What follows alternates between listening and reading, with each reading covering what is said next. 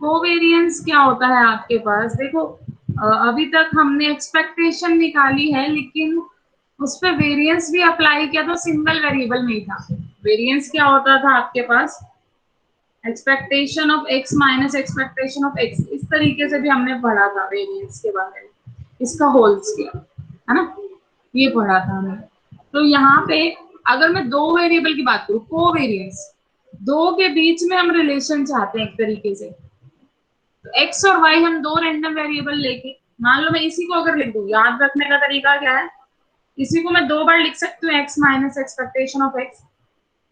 अब एक वेरिएबल तो एक्स ही रखूं और दूसरा वेरिएबल वाई में चेंज कर दूं, तो ये क्या बन गया, आपकी कोवेरियंस बन चुकी है।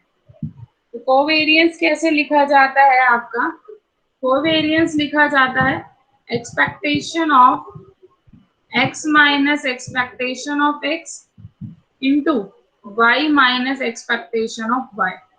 ये आपको निकालना होता है कोवेरियंस ऑफ एक्स वाई निकालने के लिए, which can be written as covariance of X Y. इसको हम थोड़ा सा फर्दर मॉडिफाई कर सकते हैं। कैसे मॉडिफाई कर सकते हैं, अंदर वालों की अगर मैं प्रोडक्ट कर दूं दोनों के, क्या बन जाएगा, ये एक्स इंटू वाई माइनस ये क्या हो जाएगा, X into expectation of Y, और इसकी प्रोडक्ट करोगे अब minus Y expectation of X, last last वालों की करोगे plus expectation of X expectation of Y. ये आ गया आपके पास।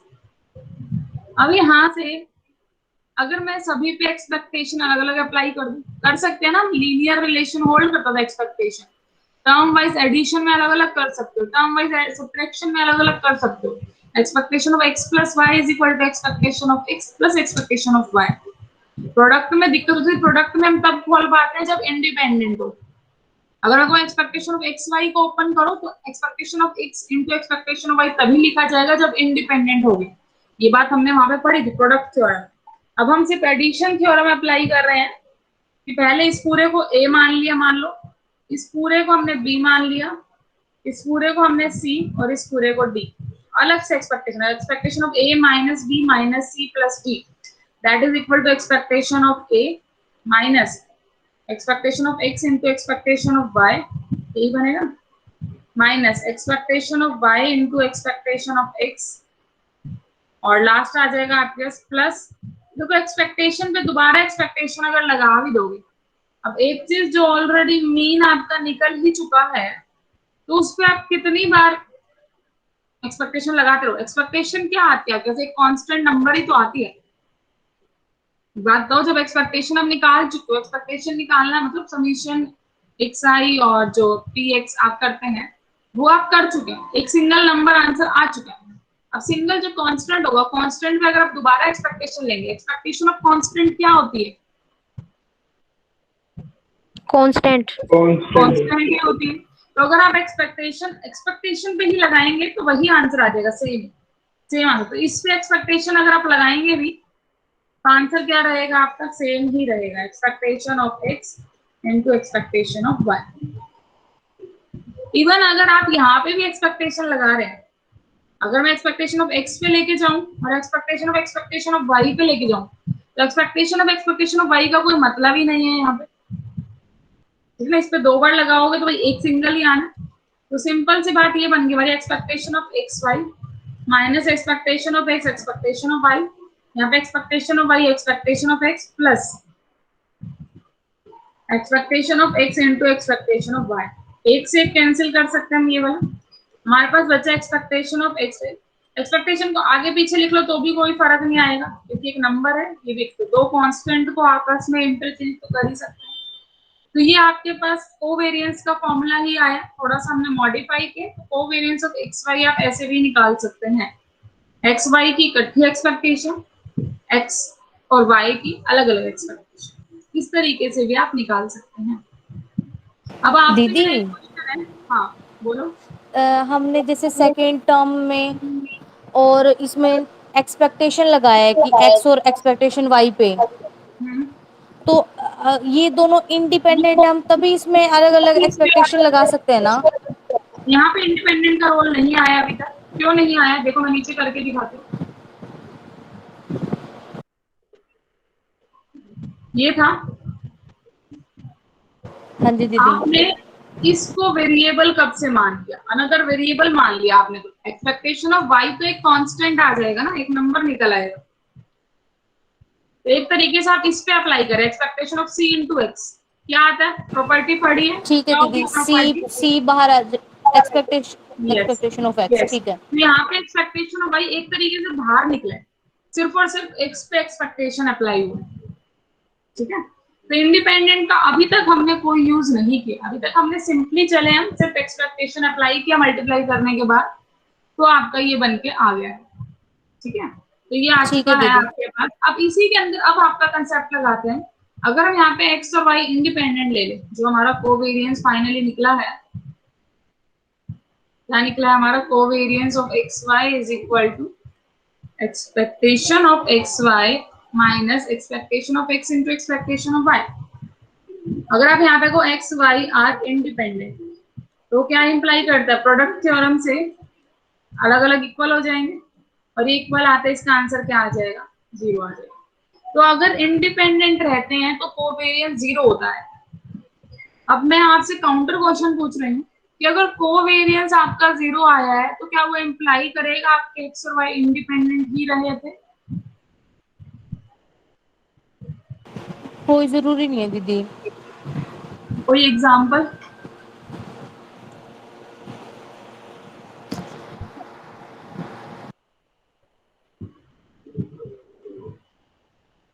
या फिर सोचा तो किस तरीके से सोचा, ऐसा कैसे एकदम कह दिया?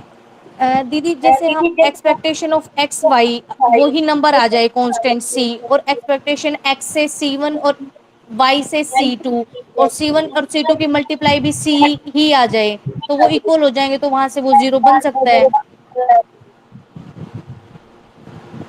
देखते हैं, क्या पता ऐसा कुछ एग्जाम्पल मिल रहा हो जैसे आपने सोचा है। मतलब आपको एक ऐसा केस बनाना है कि एक्सपेक्टेशन ऑफ एक्स से आपका टू आ गया, एक्सपेक्टेशन वाई थ्री आ गया, expectation of X Y six आ जाए, आप ऐसा चाह रहे हो कुछ केस। एक्स हाँ वाई भी जी। एक्स और वाई से इंटरलिंक ही है कहीं ना कहीं, एक्स और वाई की ही प्रोडक्ट कर रहे हो आप।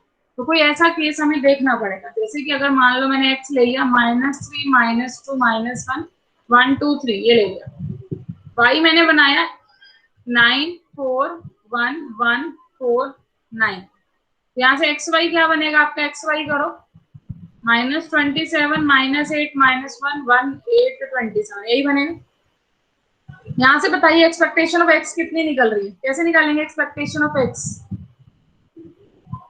डाटा दे रखो तो कैसे निकालते हैं? X into probability. Mean he तो है, प्रोबेबिलिटी तो चलो नहीं दे रखी यहाँ पे, लेकिन एक्सपेक्टेशन ऑफ एक्स हमने मीन को ही बोला था। तो मीन अगर आपको कुछ टर्म्स दे रखे उसका मीन निकालना तो कैसे निकालते हो, क्या आएगा मीन इसका, बता सकते हो?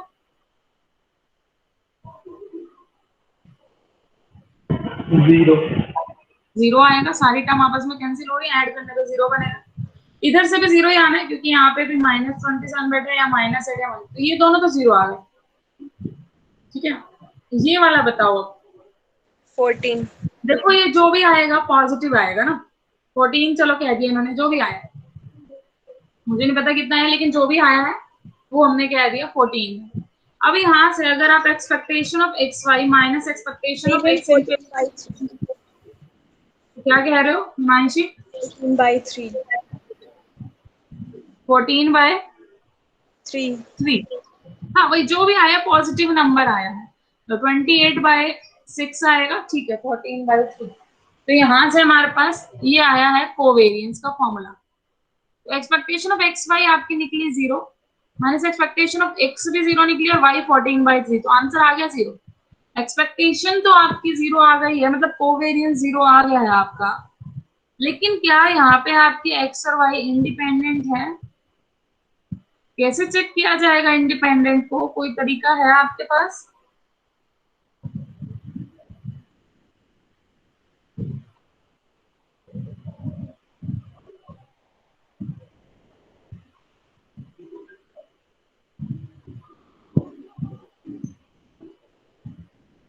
दो वेरिएबल्स को इंडिपेंडेंट कब कहते हैं आप?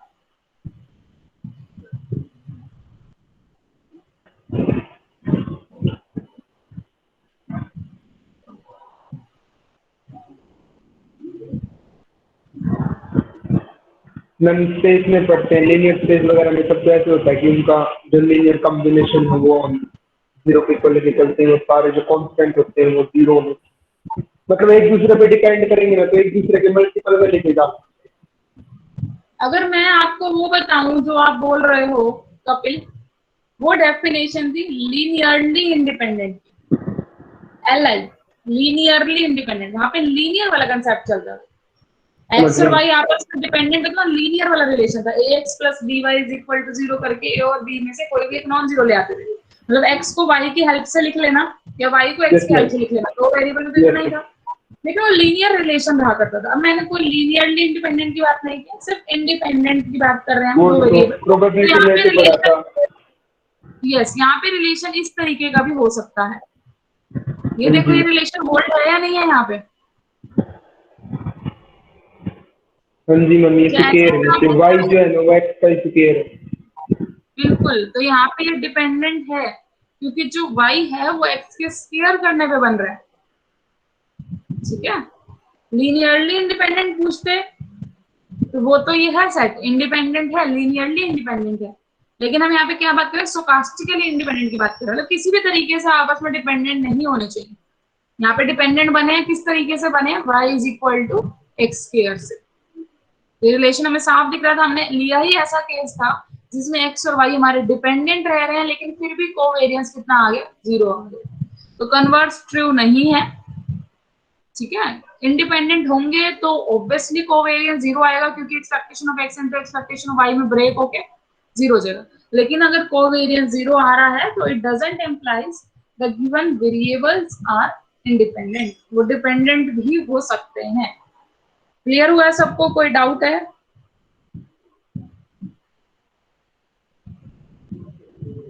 चलिए तो आगे बढ़ते हैं। अब हम चेक करते हैं क्या कोवेरिएंस का स्केल से कोई फर्क पड़ेगा।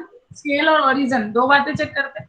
तो पहले चेक करते हैं कोवेरिएंस का स्केल से कुछ फर्क है, मतलब अगर हम x को a से मल्टीप्लाई कर दे, y को b से मल्टीप्लाई कर दे, तो क्या कुछ चेंज आएगा इसके अंदर? कैसे निकालेंगे? फॉर्मूला हमने लिखा था एक्सपेक्टेशन ऑफ, यहाँ पे हम लेते हैं x, x की जगह यहाँ पे आ रहा है ax minus expectation of x he formula था, इनटू में y, y वाला है by आ रहा है, माइनस एक्सपेक्टेशन ऑफ by, तो ये हमने लिख लिया है।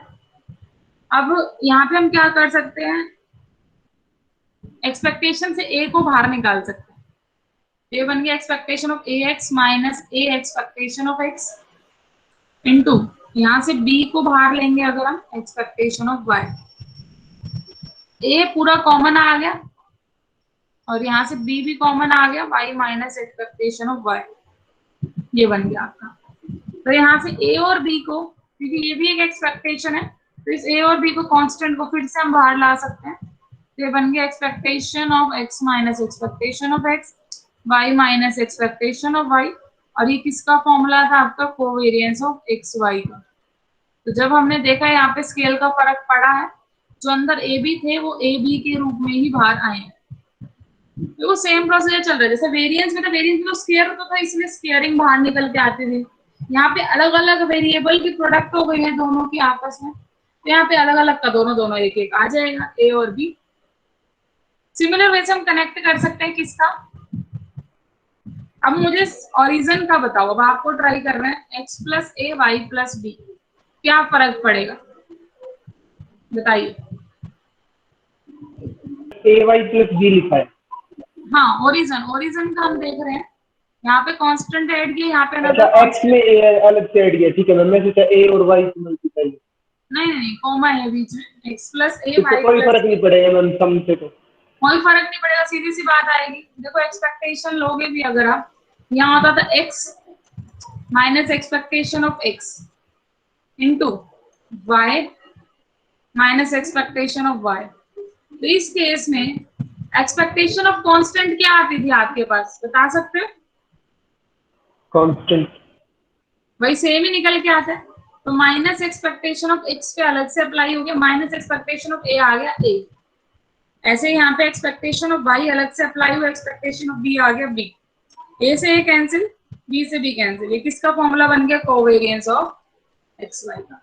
तो यहाँ से इसके इक्वली आया, कोई स्केल बाहर निकल, मतलब इसमें जो ओरिजन है वो बाहर निकल के नहीं आया। जब हमने ओरिजन को शिफ्ट किया ए बी पे तो कोई ज्यादा फर्क नहीं पड़ा है यहाँ पे। तो इसमें भी सेम ही रिजल्ट है, आपका वेरियंस जो था वो भी इंडिपेंडेंट ऑफ ओरिजन रहता था, सिर्फ स्केल से चेंज होता, स्केल में वो स्क्वेयरिंग हो गया था।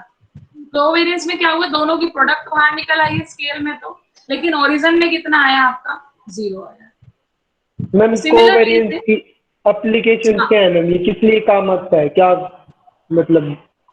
दो वेरिएबल के बीच में जब जब आप कोरिलेशन निकालेंगे तब तब कोवेरियंस का यूज भी आएगा। अगला जो हमारा चैप्टर जब हम करेंगे, अभी तो नहीं आएगा वाला चैप्टर, दो चैप्टर बीच में और है, डिस्क्रीट और कॉन्टिन्यूअस स्पेशल जो डिस्ट्रीब्यूशंस करने, उसके बाद आपका एक कोरिलेशन का चैप्टर आएगा कि कोई एक वेरिएबल दूसरे वेरिएबल से कितना रिलेटेड है। मैम इसकी डेफिनेशन निकालना है एक बार, ऊपर जो लिखी थी स्टार्टिंग में। इसकी डेफिनेशन कहाँ है? सबसे ऊपर लिखी थी आपने वो, मतलब फॉर्मूले वाली। अच्छा, फॉर्मूले वाली।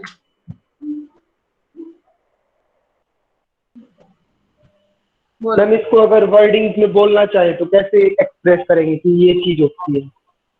यहाँ से देखो खुद आपका क्या हो रहा है, हर एक्स वाला जो था वेरिएबल, हर एक का वेरिएशन आया मीन से, ऐसे वाई का भी वेरिएशन आया मीन से, ठीक है। मतलब वो डिफरेंस डेविएशन की तरह। किया, जो सिंगल पॉइंट आया है ना वो वाला, जैसे मान लो ये एक्स की सारी टर्म इसके आसपास है और ये वाई वेरिएबल की सारी टर्म इसके आसपास है, तो एक्स से हमने डिफरेंस निकाला और ऐसे वाई से डिफरेंस निकाला, उनका कंबाइन करके फिर हमने एवरेज निकाली, कंबाइन करके फिर हमने सिंगल वैल्यू देखी है उसके लिए। तो ये रिप्रेजेंटेशन ये डिस्पर्जन के लिए कि कितना कोई वैल्यू मीन से डाइवर्ट हो रही है क्या, मतलब उसको 2 डायमेंशन वेरिएबल्स के लिए जहाँ पे वहाँ पे वेरिएंस पढ़ते थे, यहाँ पे कोवेरिएंस होता है। हाँ, आप वहाँ पे वन वेरिएबल में तो वेरिएंस पढ़ लेते हो, जब दो वेरिएबल को आपस में इंटर रिलेट दिखाना चाह रहे हो तो आप कोवेरिएंस पे आ रहे हो। ओके। और ये है वेरिएंस की तरह ही, मैंने रिलेट वेरिएंस ही किया, वेरिएंस में स्क्वेयरिंग होता था क्योंकि एक सिंगल वेरिएबल था, अब दो है तो दो को अलग अलग प्रोडक्ट में ब्रेक करके एक्स वाला और वाई वाला। Even covariance is the special case, उसका वेरिएंस बन जाता है, कोवेरिएंस का ही स्पेशल केस है वेरिएंस, जब हम दोनों वेरिएबल को एक सिंगल ले लेंगे तब वही हो जाएगा, हम जी तब वही बन जाएगा, ठीक है। x is equal to Y रखते हैं। तो वेरिएंस का मीनिंग आप क्या समझते थे, वेरिएंस क्या बताया था आपको, वो भी एक मेजर ऑफ डिस्पर्जन में ही आया था। वो सिंगल वेरिएबल में आया, ये डबल में आ रहा है बस। चलो, तो यहाँ पे कुछ क्वेश्चन आपसे फटाफट कर लेते हैं, जरा इसका आंसर बताओ मुझे, अगर स्केल और ओरिजिन दोनों मिला दिया जाए, covariance of A X plus B C Y plus D, ये बताओ क्या आएगा। AC covariance of x y। AC covariance of x y। ठीक है ना, बहुत सिंपल हो गया ये वाला, डायरेक्ट हो गया। अगर मैं इसी से थोड़ा सा हट के चलूं, दो वेरिएबल का सम मैंने पहले में रख दिया, सेकंड में z रखा है, तो इसका आंसर क्या आने वाला है? वही जो इनर प्रोडक्ट में प्रॉपर्टी लगाते थे वैसे ही। ऐसे ही आ जाएगी, क्यों आ जाएगी, सॉल्व करके, ठीक है ना, सॉल्व करके हम देख सकते हैं यहाँ पे एक्सपेक्टेशन फर्स्ट वेरिएबल माइनस उसकी expectation into second variable minus उसकी एक्सपेक्टेशन। अब एक्सपेक्टेशन में आप जानते हैं हम अलग अलग ले सकते हैं इसको, दोनों पे अलग अलग अप्लाई हो जाएगा, expectation of X expectation of Y, दोनों ही वेरिएबल है, एडिशन प्रॉपर्टी से अलग अलग कर देंगे, तो X minus expectation of X आ गया plus Y minus expectation of Y आ गया, प्लस में आया है ये, इनटू तो इसी के साथ ही चल रहा है दीदी, एक्सपेक्टेशन ऑफ जेड मल्टीप्लाई में इसी के साथ चल रहा है, तो ये जो मल्टीप्लाई वाला है इसके साथ भी मैं लेके जा सकती हूँ, इसके साथ भी लेके जा सकते हैं, एडिशन में ये इससे मल्टीप्लाई इससे, डिस्ट्रीब्यूटिव लॉ से हम अलग अलग कर सकते हैं, x minus expectation of x into Z minus expectation of Z plus y minus expectation of y into Z minus expectation of Z. अब एक्सपेक्टेशन ऑफ ये पूरा a मान लो, ये पूरा b मान लो, तो expectation of a plus b, expectation of a plus expectation of b, तो एक बार एक्सपेक्टेशन इस पे अलग से आ जाएगी प्लस एक बार एक्सपेक्टेशन इस पे आ जाएगी अलग से, तो ये बन गया आपका covariance of X Z plus ये बन गया covariance of Y Z. Covariance of X plus Y comma Z क्या बनता है, covariance of X Z plus covariance of Y Z. Same inner product की तरह ही ओपन हुआ है, वही प्रॉपर्टी यहाँ पे आई है। थोड़ा सा अगर हम और इसी का देखें प्रॉपर्टी जो अभी हमने किया था, अगर ये पॉइंट लिख रहे covariance of X minus X bar by sigma X Y minus Y bar by sigma Y, इसकी वैल्यू क्या है? सिग्मा क्या है ma'am? Standard deviation. Standard deviation है, ये एक्स वेरिएबल्स वालों का है सिग्मा एक्स और वाई वेरिएबल वाले का सिग्मा वाई है। एक्स बार स्टैंडर्ड मीन है, डेविएशन तो कांस्टेंट होता है मैम, वो बाहर आ जाएगा, बाहर आ जाएगा। जैसे हम स्केल ही तो एक तरीके से 1 इंटू ये वाला पूरा मल्टीप्लाई में आ रहा है इसके, ऐसे 1 बाय सिग्मा वाई इसके मल्टीप्लाई में आ रहा है। तो मल्टीप्लाई वाली टर्म स्केल तो हमारा सीधा बाहर आ जाता है कोवेरियंस के, अभी हमने किया था। और जो एक्स में चेंज हो रहा होता है, ऐड या सब्ट्रैक्ट हो रहा होता है, वो था ओरिजिन।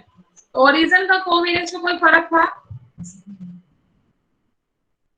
ये एक्स बार और वाई बार अच्छा मैम कांस्टेंट है। कांस्टेंट ही तो होंगे, मीन ही तो निकाल रहे हो। ठीक है मैम। तो ये भी कोवेरियंस एक्स वाई बच जाएगा। तो इस तरीके से किसी भी तरीके से क्वेश्चन मॉडिफाई होके आ सकता है, थोड़ा सा आपको देखने की नीड है बस। जैसे इसको अब मैं आपको करने के लिए दे रही हूँ, 2 मिनट में आंसर बताना मुझे करके, जिसका हो जाए वो नोटबुक भी दिखाना मुझे कि उसने सॉल्व किया है। बैक कैमरे से जैसे हमने पहले भी देखी थी एक बार, ax plus B Y C X plus D Y, ये आपको बताना है किसके इक्वल आएगा। अब 2 वेरिएबल्स का सम है, कोई सिंगल वेरिएबल में कुछ ऐड नहीं हो रहा है, एक स्केलर क्वांटिटी नहीं ऐड हो रही है, यहाँ पे 2 वेरिएबल का लीनियर कॉम्बिनेशन है। करिए इसको और बताइए क्या आंसर है।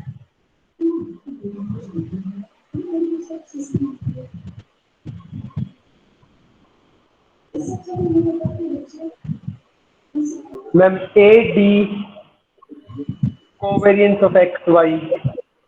Covariance of X Y yes ma'am. Plus में बी एक सी के सी साथ A D ma'am, A D A D और covariance of X Y plus D C covariance of Y X, तो इसको एक्स वाई लिख लेंगे मैम। तो एक्स बी वाई सी लिख लो कोवेरियंस ऑफ एक्स वाई। और एक आई है A C covariance of X X और बी डी कोवेरियंस ऑफ, क्या बन जाएगा? Covariance of X X, same variable का कोवेरियंस इज वेरिएंस।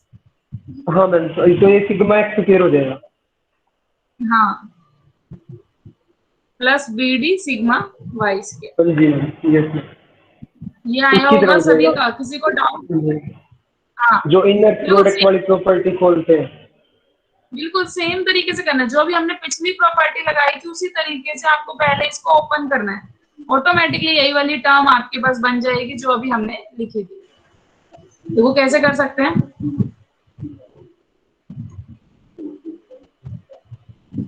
कोवेरियंस चल रहा है, एक बार मैं इसके साथ इस कंप्लीट को लेके जा सकते, इसके साथ इस कंप्लीट को, जो कंप्लीट ले रहे हो ये भी आगे जाके अलग अलग हो जाएगा। तो क्यों ना हम अभी से अलग अलग लिख ले, कोवेरियंस ऑफ ए एक्स को सी एक्स के साथ plus covariance of A x को डी वाई के साथ, फिर कोवेरियंस ऑफ बी वाई को सी एक्स के साथ, और फिर कोवेरियंस को बी वाई और डी वाई के साथ। स्केलिंग प्रॉपर्टी आप जानते हैं, स्केल बाहर आ जाता है, ए सी बाहर आएगा कोवेरियंस ऑफ एक्स एक्स, और सेम का सेम ही के साथ निकालते तो क्या बन जाता है, वेरियंस ऑफ एक्स बताया था, expectation of X minus expectation of का होल स्क्वायर बन जाएगा। और होल स्क्वायर वाला फॉर्मूला हमने किसके लिए पढ़ा है?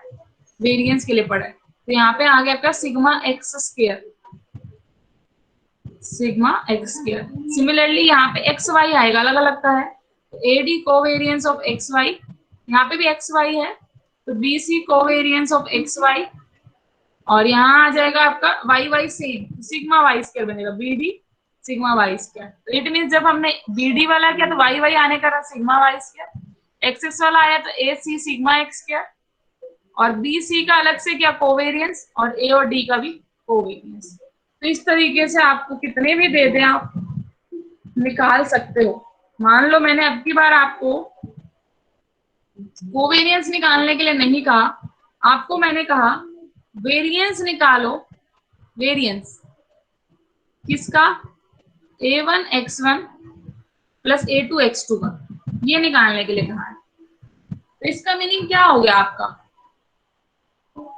वेरिएंस जो होता है आपका उसी टर्म को स्क्वायर में लेके जाता है, या फिर हम इसको ये भी कह सकते हैं कि आपको कोवेरिएंस निकालना है इसी का इसी के साथ A2X2 सेम का सेम ही के साथ कोवेरिएंस निकालना है।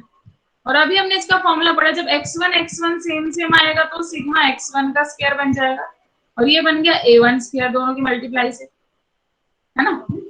और ऐसे ही जब आप A1 को A2 से मल्टीप्लाई करोगे तो यहाँ x1 x2 आ रहे हैं जो कोवेरिएंस में जाएगा, तो plus A1 A2 covariance of x1 x2।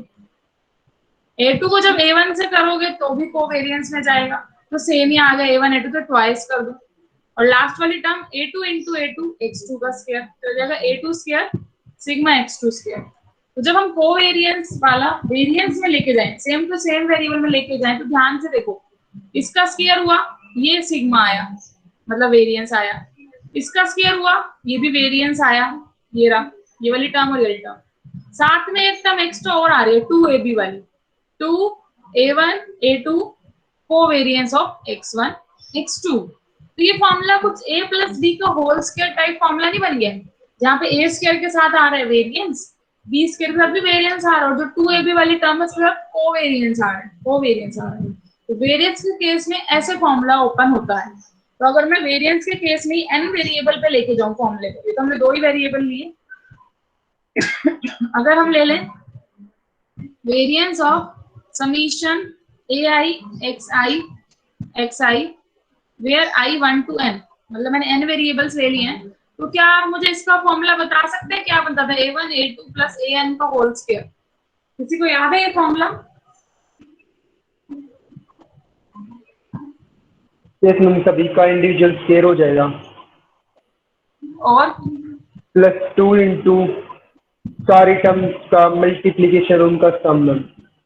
दो दो टर्म्स का, एवरी टू पेयर्स का, सॉरी 2 का मतलब summation ai ij, i less than j और i 1 से n तक लाई करेगा, ये हम लिख सकते हैं ना, ठीक है। तो इसी को अगर मैं इससे रिलेट करूं, अभी बताया था जो स्क्वायर वाली आएगी टर्म वो जाएगी वेरिएंस ऑफ किसका चल रहा है x1 का, plus a2 square variance of x2, ऐसे last an square variance of xn, साथ में 2 इंटू जो ये आया है summation double ai aj, i पे समीशन एक j पे समीशन है, into covariance of xi xj लिख देते हैं, क्योंकि x1 x2 xn xi xj, लेकिन एक रेस्ट्रिक्शन हो रहा है i less than j, i less than j, same same वाले पेयर तो लेने नहीं है, सेम सेम वाले तो ऊपर आ गए, तो लेस है उस तरीके से हम ले लेंगे कि 1 वाला 2 से पेयर, 1 वाला 3 से पेयर, 1 वाला 4 से पेयर, 1 वाला 5 से, फिर 2 वाला 3 से, 2 वाला 4 से, 2 वाला, मतलब इससे सारे पेयर ही कवर हो जाएंगे आपके डिफरेंट वाले। तो शॉर्ट ट्रिक याद हुई है कि हम वेरिएंस के फॉर्मूले को कैसे ओपन कर सकते हैं। यस मैम, ठीक है, तो कई बार ये आ जाता है। अच्छा, अगर इसी में मैं इंडिपेंडेंट दे देती तो, अगर ये x1 x2 xn are independent, तो क्या आंसर आ जाता? कोवेरिएंस 0, कोवेरिएंस 0, सिर्फ वेरिएंस वेरिएंस बच जाता। इट मींस वेरिएंस आपका ओपन हो जाता है एक तरीके से लीनियर कॉम्बिनेशन की हेल्प से, जिसमें स्क्वायरिंग ओपन होके आता, ठीक है, कोवेरिएंस वाली टर्म हट जाती है यहाँ पे। तो यहाँ से अगर हम जनरली दो टर्म के लिए अगर फॉर्मूला याद रखें, variance of x1 plus x2, simple आएगा variance of x1 variance of x2 plus 2 covariance of x1 x2, क्योंकि यहाँ 1 1 हो गई वैल्यू, तो 1 का स्क्वायर तो 1 ही आने वाला है, सिंपली आ गया। और अगर इंडिपेंडेंट है तो ये भी 0 हो जाएगा, सिर्फ सिंपल सम में खुल जाएगा। और अगर हम यहाँ पे माइनस ले लें तो पहली दो टर्म तो same, variance of x1 variance of x2, last term 2 covariance of x1 x2, ये बन जाएगा, तो माइनस का आ जाएगा, डिपेंड कर। 6.2 क्वेश्चन है, find the expectation of number on a die when thrown. आपको एक्सपेक्टेशन निकालनी है किसकी, of the number on die, मतलब जो रैंडम वेरिएबल है वो ये है, जो आपको x लेना है that is number of die, number on die, die के ऊपर क्या नंबर है जब आपने उसको थ्रो किया, एक ही डाई को, सिंगल डाई को, ठीक है। तो क्या क्या आ सकता है, क्या क्या पॉसिबल वैल्यू है नंबर ऑन डाई अगर हम देखें? 1 2 3 4 5 6, यही है। अब हमें एक्सपेक्टेशन निकालने के लिए, एक्सपेक्टेशन ऑफ रैंडम वेरिएबल हम कैसे निकालते थे? Summation x into P I. उसका प्रोबेबिलिटी डेंसिटी फंक्शन या प्रोबेबिलिटी मास फंक्शन भी हमें चाहिए होता है, क्योंकि ये डिस्क्रीट रैंडम वेरिएबल है तो प्रोबेबिलिटी मास फंक्शन चाहिए। तो प्रोबेबिलिटी मास फंक्शन क्या आएगा? अगर मैं एक डाई पे 1 लाने के चांसेस देखूं, 1/6 एक ही बार आ सकता है 6 में से, तो इन सबके सेम ही रहेंगे क्योंकि इक्वल लाइकली इवेंट है, आप जानते हैं। कीजिए यहाँ पे फॉर्मूला लगाइए एक्सपेक्टेशन ऑफ एक्स का। कैसे निकालेंगे? Summation x I P I. तो पहले एक्स आई 1 लूंगी तो उसके साथ 1/6, फिर 2 के साथ भी 1/6, प्लस 3 के साथ भी 1/6, वैसे 6 के साथ भी 1/6। फिर आ गया 1 + 2 + 3 + 6 तक, बाहर आ गया 1/6 common. Sum of first 6 natural number अगर हम देखें n + 1/2, 6 × 7/2 × 1/6, तो आंसर आ गया 7/2। तो ये क्या शो कर रहा है? ये एक्सपेक्टेड वैल्यू दिखा रहा है 7/2, बिल्कुल बीचों बीच वाली वैल्यू देखो इसने निकाल दिया। मतलब 6 नंबर होते हैं, 3.5 के आसपास इसने एक्सपेक्टेशन आपको बताई है। अगर हम एक डाई थ्रो करते हैं तो जो एवरेज टॉसेस रहेंगे, आपने डाई को थ्रो किया तो जो प्लेयर है वो 3.5 नंबर लाए, ऐसा कुछ मतलब नहीं है यहाँ पे। तो आप ये सोच रहे हो कि उसने थ्रो किया और 3.5 नंबर आ जाए। फ्रैक्शनल नंबर तो कभी आ ही नहीं सकता डाई पे। 1 2 3 4 5 6, ये 6 आउटकम थे। लेकिन इसका मीनिंग है क्या? 3.5 का मीनिंग क्या है यहाँ पे? इसका मीनिंग ये है कि अगर एक प्लेयर टॉस कर रहा है बार बार लॉन्गर पीरियड ऑफ टाइम, तो ऑन द एवरेज टॉसेस, ये एवरेज निकाल रहा है, एक्सपेक्टेशन इज एवरेज, तो बता रहा है कि एवरेज टॉसेस पे 3.5 मिलेगा। मतलब अगर आपको पहले टॉस में मान लो 3 मिल गया, अगले टॉस पे आपको 4 मिल गया, 2 बार इसने टॉस किया तो कितने आई एवरेज? 3.5 एवरेज आई है। तो ये एवरेज के बारे में बता रहे हैं, ना कि एग्जैक्टली नंबर बता रहे हैं कि मैनी टाइम्स ये वाला नंबर आएगा। No, this is the average in the long run. जब हम कोई काम बार बार करते हैं तो वहां से एवरेज वैल्यू क्या निकल के आएगी, इसमें वो बताया है। ठीक है, तो क्लियर हुई है बात?